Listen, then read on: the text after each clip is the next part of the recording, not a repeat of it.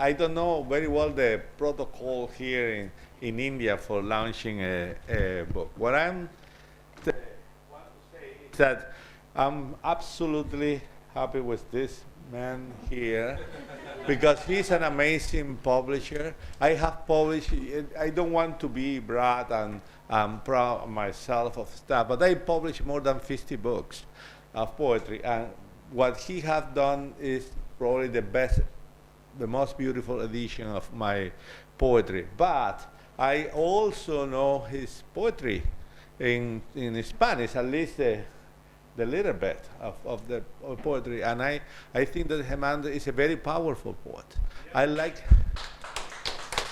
I like a lot the way that he approached reality, the way that he approached a very complex city like Mumbai, and I like a lot his language, the management of his language. That's the perception that they have as his reader in a third translation, because the first one is from Marathi to English, then the second one from English to Spanish. But even though there is something lost always in translation, and there is something gained in translation too when something is lost.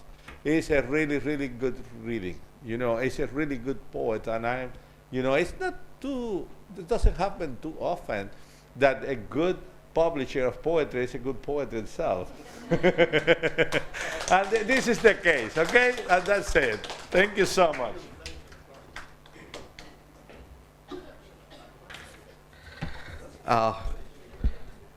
I must say it's lovely to release a book at GALF.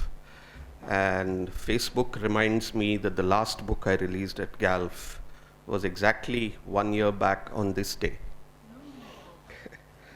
So I hope it becomes a habit. As Victor just mentioned, Hemant is very special as a poet in Marathi and as a poet of Bombay. And his themes, his concerns, and his use of language are all pretty extraordinary, that as his translator, for me, translating Hemant is a continuous delight, particularly because probably we share the same love of bad language and street language, which is how we all speak in Bombay, and which I can assure you that those of you who are not from Bombay are severely deprived of. So the question begins with, how do you translate something like that? And what I have done in this book is written a very short introduction in which I have tried to address my concerns with his translation, and of course address his themes as well. So with your permission, I'd just like to read a few excerpts from that just to get started, and then perhaps we can have poems read out. Okay? Hemant Divate writes of his world. Hemant Divate writes of his world and his everyday embedment in it. A prisoner of his own reality, he is aware of his incarceration. Words are his only sharpened spoons and knotted bed sheets of possible escape, but they record his failures to do so every time. Each recourse in his product-laden consumerist mall fantasies are additional scratches on his prison walls, where he marks his days measured out in poetry. His situation in Mumbai, which is his Arthur Road, his Alcatraz in the 21st century, allows him the use of every object at his disposal, every cultural signifier, every linguistic tick, just as long as he remains an inmate. You can check out any time you like, as the eagles sang, but you can never leave. Most Indian writers are multilingual. That is a given. But most keep a check on their Babel abilities when they write. Divate sees no reason to be politic. He writes as he speaks, as is the wont of the Marathi Manus in Mumbai. The translations then, to stay authentic, have to remain within the realm of the English-speaking citizen of Mumbai, equally multilingual, who is one part Marathi, one part Bombaya, and two parts everything else. How does one translate Jangli Kabutar, into comprehensible English, or Gilli Dandu, Sur Parambia, Lagori, which are the names of childhood games, or of course the colorfully scatological words that kind of sprinkle through a lot of his writing? How do you deal with the problem of the many English words and phrases from advertising, pop references, and everyday speak in the original Marathi? Strange choices have to be made to make Divate's Marathi poems into English poems. In both his themes and his voices, Divate roots himself in the contemporary authentic, not allowing his translator any distance or objectivity, dragging him down with him into the dirty city that he inhabits. Moriarty and Holmes, inevitably, both have to go over the Reichenbach Falls. It remains to be seen who emerges to tell the tale.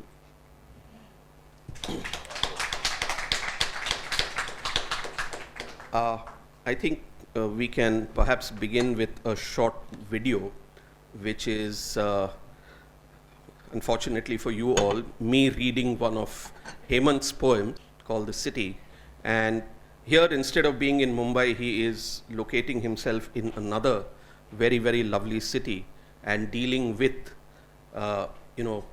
his sensibilities from Bombay, but transported into Prague with, of course, a generous guest appearance from Kafka. So may I request you to play the video.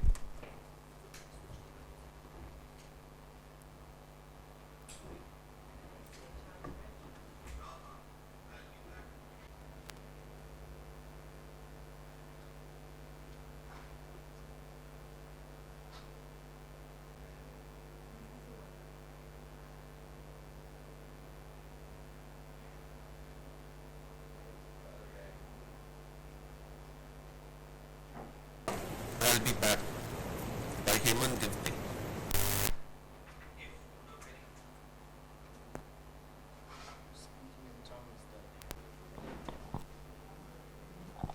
It's always wonderful to be back at GALF, and this is a really special moment for all kinds of reasons.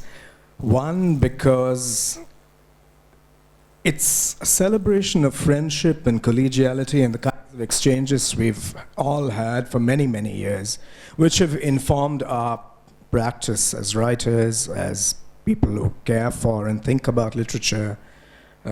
In Hemant's case, that devotion comes through, among other things, through his incredible publishing program. But also the shape of this book, I have to say. I keep thinking of your collected works, Hemant, as the Divate. And it's gone through diverse forms. And with each iteration, I've been amazed at how there have been refinements on the translation, different kinds of translatorial choices have come into play. And what you have today, and I do hope that you'll all go out and buy copies of this book, is also a sustained meditation on translation. That's a kind of subtext of this project. And I just want to say a few things. How are we on time? Yeah. Let me go back as a kind of backstory to this moment to 1992, when a colleague and I published a translation we'd done of Vasant Abaji Dahake, who was a major, if you will, modernist. These terms are not exactly meaningful in our kinds of contexts, but he's a kind of modernist poet. And as is distinctive of that generation, Dahake was wide open to the world, continues to be. Then came the reviews. And one of the reviews of this translation, written by someone who didn't actually know Marathi, said the following. This is branded into my consciousness, so remember this sentence after all these years. In their eagerness to make Dahake sound modern, Kulkarni and Hoskote and Kulkarni put the words of Allen Ginsberg into his mouth. Yeah. The truth is that the original Marathi has it in a poem that's shaped like a collage. It actually has lines from Ginsberg, which all of us here would recognize to be a form of reference, of quotation. And for us as translators, the question is whether you back translate into Ginsberg or do you move it further into a kind of third space. All this was lost on the reviewer, because the reviewer proceeded from the firm conviction that India's so-called regional languages, a term I abhor and detest, are somehow pre-modern. And that if dear old Dahake wrote in Marathi, he obviously was somehow pre-modern, correct? I mean, and we were the idiots who were trying to bring him up to date with Ginsberg, of all things. So it dramatized, it's a simple sentence, but it dramatized for me all kinds of misconceptions and historic failures of imagination, I think, that have snagged and hobbled our understanding of what otherwise, as we all know, is this rich, versatile, multilingual reality that we all live in and work from. So it gives me real joy to see your generation, Hemant, deal with these questions in a spirit that is ambitious, that's audacious, that completely sidesteps these questions of, do we live in our well-defended language universe? How do we respond to other things? Because yours is a poetry that is really, in Bakhtin's sense, it's a celebration of heteroglossia. You have everything from the bhakti poets, the sant poets, to the language of the street, as you were saying, Mustansir.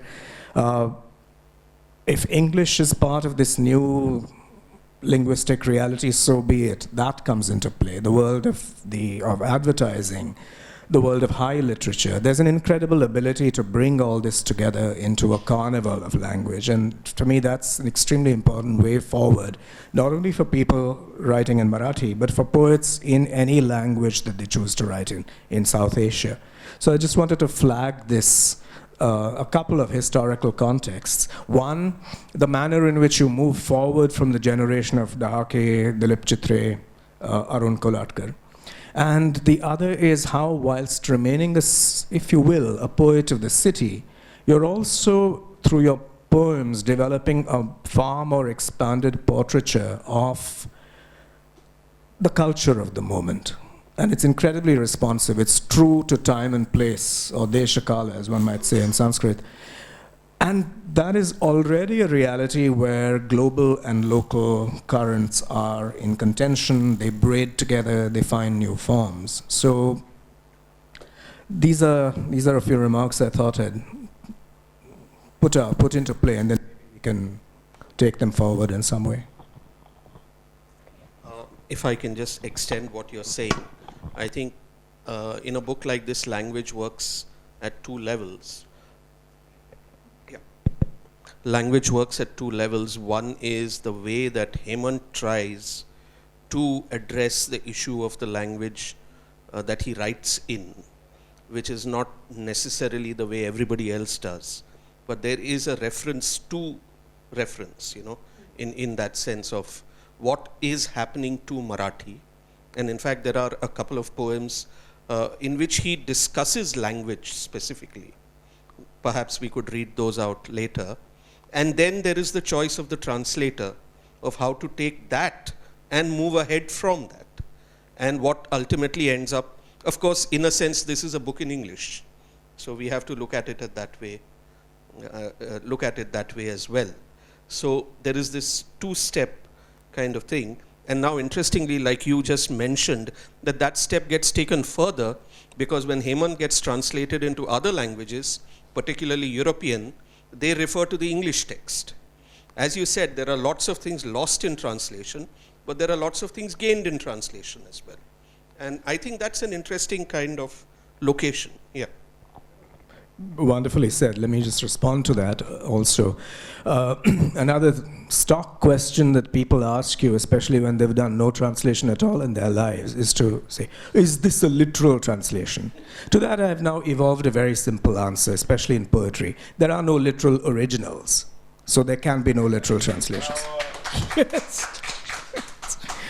Because every poem, the idiom of every poet already encrypts many levels of translation. You can see that happening right here.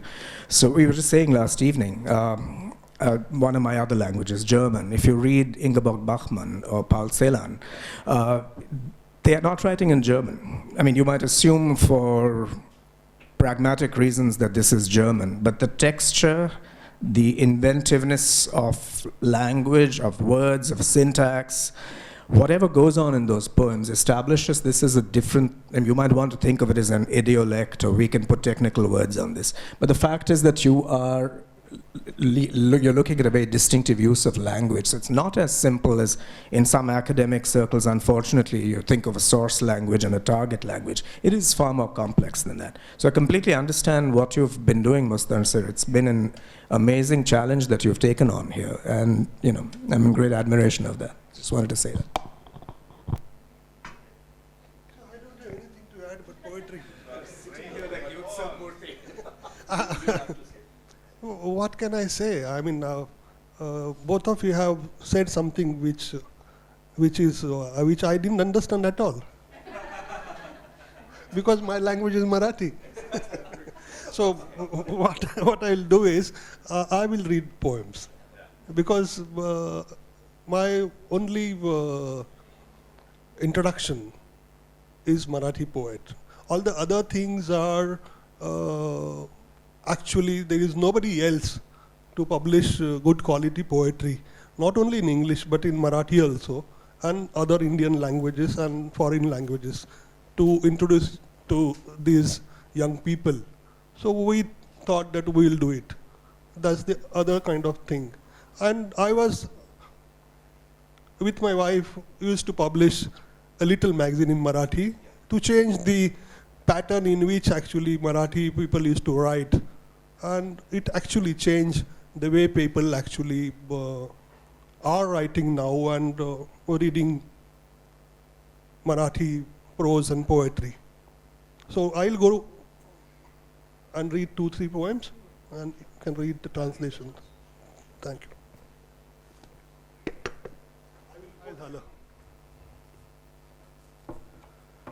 थकेली Sukali खाल्लेल्या भुकेल्या मुलाच्या भाषेचं काय झालं? काय झालं? Tyre tyre खेळत गावभर भटकणाऱ्या मुलाच्या भाषेचं काय झालं? गोट्या टबू खेळणाऱ्या किरकोळ मुलाच्या भाषेचं काय झालं? सुरपारंब्या, विटीदांडू, लगोरी, भवरा, नवरा नवरी, डॉक्टर डॉक्टर खेळणाऱ्या मुलाच्या भाषेचं काय झालं? जत्रेत उन्हाळ पिपाण्या वाजवत फिरणाऱ्या मुलाच्या भाषेचं काय झालं? चिंध्यांच्या गोळ्याने मारामारी आणि क्रिकेट खेळणाऱ्या मुलाच्या भाषेचं काय झालं? आपल्याच मित्रांशी बोलताना घाटी ठरलेल्या मुलाच्या भाषेचं काय झालं? भाषेचं काय झालं?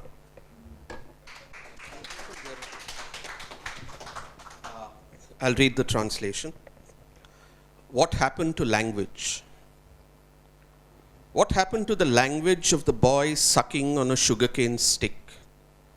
What happened to his language, this vagabond rolling an old tire all over his village? What happened to the everyday tongue of this little boy playing tabu and marbles? What happened to the language of the child who played surparambia, gilli danda, lagori, tops, mummy, daddy, doctor, doctor? What happened to this free bird who lustily blew his whistle during the Zatra? This brawling boy who played appa rappi and cricket with a ball of rags? What happened? The same boy who spoke with his own friends later, self-conscious of his obviously ghati tongue. What happened to his language? Kai झालं?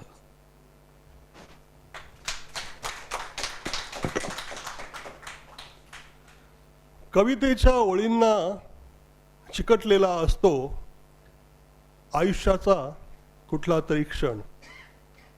कवितेच्या ओळींना चिकटलेला असतो आयुष्याचा कुठला तरी क्षण. आणि रिकाम्या जागांमध्येही जसं खाल्लेल्या चिकन लॉलीपॉपला चिटकून उरलेले असतातच चिकनचे काही कण, तसंच जसं की दोन शब्दांच्या दरम्यानही असतंच कवितेचं ताजं रसरशीत मांस.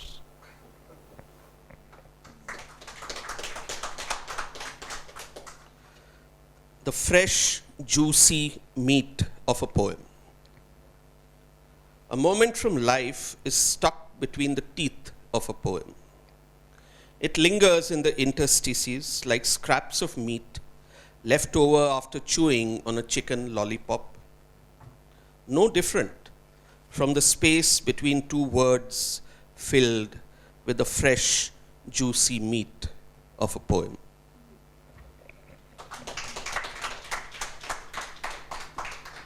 Very small poem. Actually, I am a long. We can read more poems. फुलपाखरं. कॉम्प्लेक्सच्या गार्डनमध्ये फिरताना मी सहज मित्राला म्हटलं, अरे गर्द पिवळ्या रंगाची छोटी फुलपाखरं दिसतच नाहीत हल्ली. तर तो सहजच म्हणाला, तो ब्रँड आता बंद झाला आहे. Actually, this is one of Hemant's most famous poems, and also this poem is called Butterflies. While rambling through the garden of my housing complex, apropos of nothing, I told a friend, you know, these days we don't see those small, common, yellow butterflies anymore. To which he casually replied, that brand has been discontinued.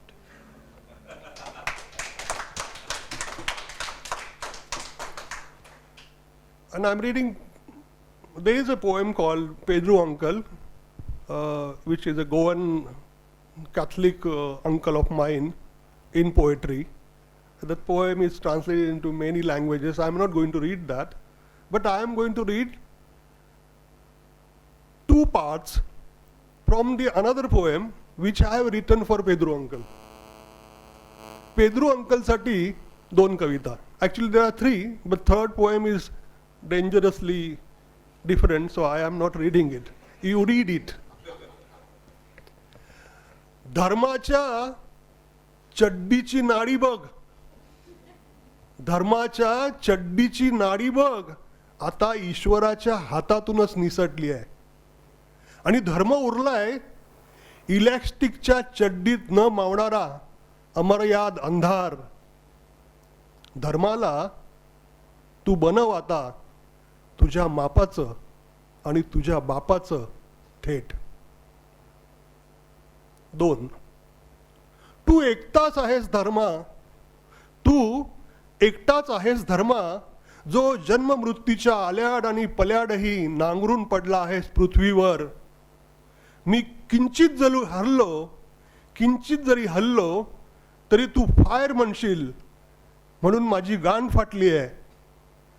एवढी दहशत माजवून काय लाभलं तुला.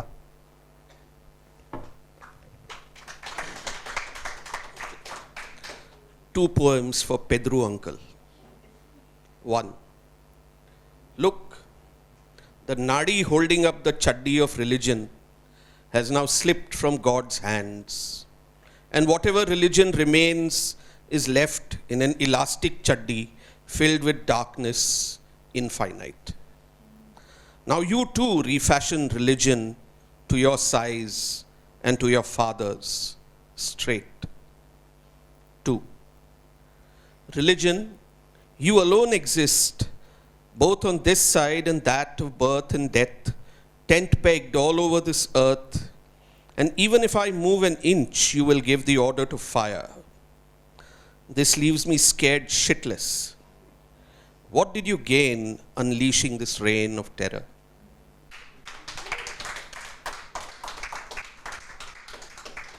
मी आपला आभारी आहे. आणि तुम्ही आता जर शक्य झालं तर ती प्रहा बघा किंवा प्रश्न विचारू शकता कोणालाही. आम्हाला थोडं डिस्कस करू शकतो. आपण पहिले ते ट्राय करूया का? नाही, जाऊ दे, नको. 5 minutes left, it says. Yes, okay. So I think maybe we'll list. Lovely audience.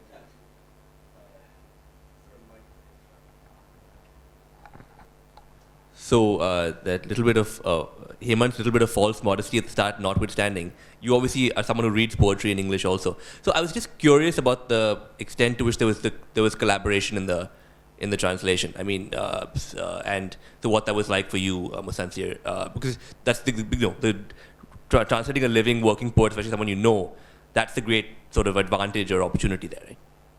Well, I have done several translations of several poets. He's the only living one I know so far.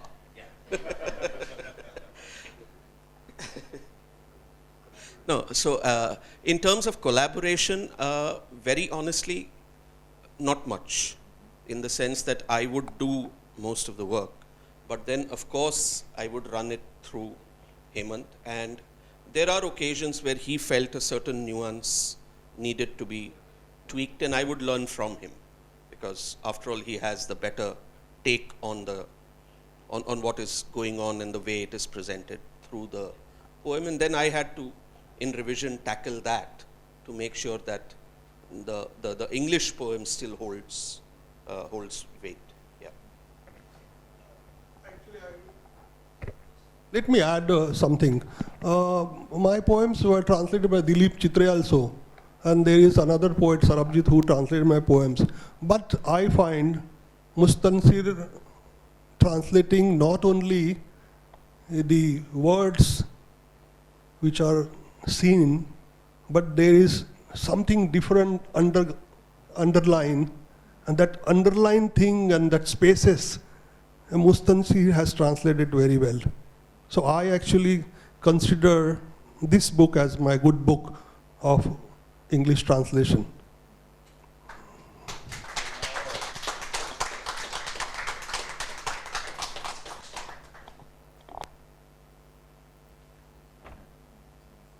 Anybody else, or should we wrap up? You read another poem? But you have a question in the back. Yeah. You did.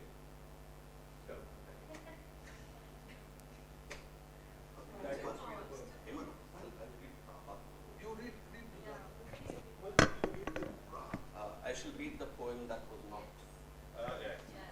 Wonderful. Please translate it. It's one of my favorite poems, so I do not mind reading that any number of times. It is a long poem, but should not take too long to read. This poem is called Praha, I'll Be Back. Like I said, Praha is the way people of Prague refer to their own city. If in our very first meeting I could touch every nook and cranny, I'd forge an eternal bond through easy familiarity. That's how I now feel about this city. I have never been able to read a woman fluently as a poem. Even my wife, whom I consider entirely mine, remains a stranger in the end. How easy it would be if a woman could be interpreted like wine sipped at a tasting. Like an unfinished poem languishing in my mind, I am made uneasy by my own femininity inside me and outside me.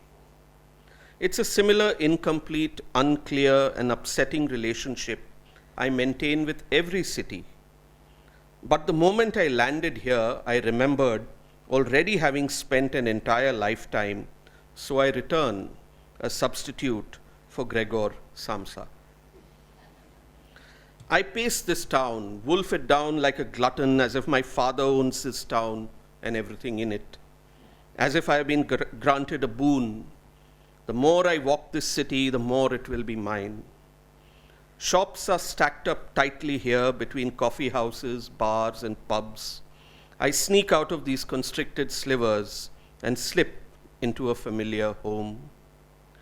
I cannot find the bed of my childbirth, nor the table, the chair, nor the books, nor the shaving razor, nor its mirror, but I can see right through this glass back 100 years where I am abandoned in this blasted cold by an unrepentant, shivering Kafka who could not even make good the one life he was granted, while I, steeped in my own ennui, endlessly experience birth, death, and rebirth in many foreign tongues.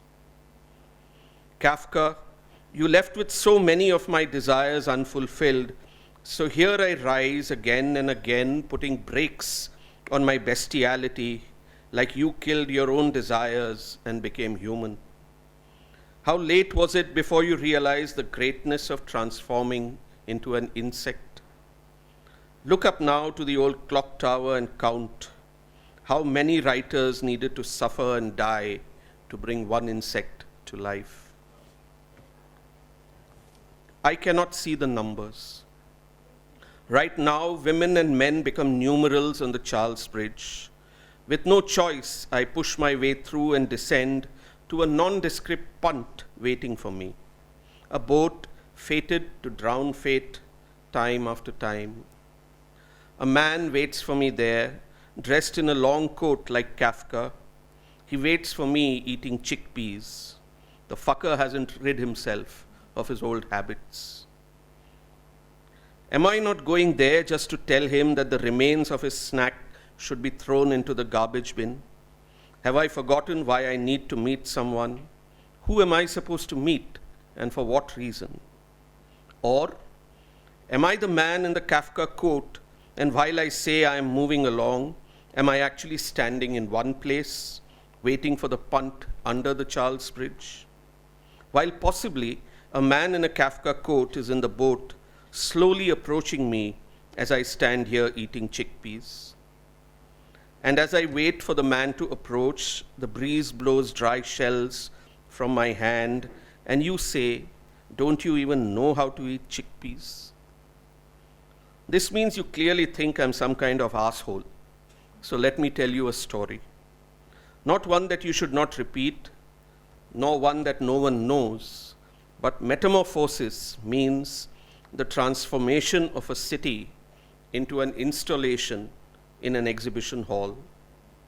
A human artwork to be regarded by insects, an insect artwork to be regarded by humans, where a dim light metamorphosed over the installation is the one that bathes the poet's composition in a soft, linguistic, biographical sheen, while the city, as it is now, is the detritus of screaming, blood-soaked geography or of raw imperialism that, like a half-done omelette, is left to sizzle in the frying pan of history. And one more thing. Kafka prefers to drink English tea over coffee. There below the grand clock, he waits to see which will turn into piss first, my coffee or his tea. We have a wager, Kafka and I. While the one who pisses first wins, the other will have to run, micturating all over Prague. It was 10 when I met him, and all around his coat rose the angel dust of Prague's magic realism. From where I stand, I can see the impending demise of Kafka's language. What can you see from where you stand? Or can you see the tale of Gregor Samsa, or only the ongoing, unending story of Franz Kafka? Wandering through the Josephow, I get this feeling of people screaming loudly in my ear. Those who but moments ago walked arm in arm now lunge for each other's throats. Soft voices are now shrieks. Russet-tiled homes now collapse into debris. I run, and the whole city gives chase, as if I am the alpha and the omega of my own destruction. Inside Café Franz Kafka, I see people drink Coca-Cola instead of coffee. I turn to leave, and cups, saucers, chairs, tables, coffee machines rattle and bump and grumble loudly, "Fucking Coke." Slowly, without fuss, I transform into a 2-inch into a 2-inch cockroach. Divining with my antenna, I reach the Praha railway station. Even there, these bloody Coke bottles block my path. As I turn back, Kafka accosts me, whispers in my ear that scuttling along these cobbled streets with me for the first time, he realized Prague was sexy. Fuck. I never once paid heed to the city's sexiness. Praha, I'll be back.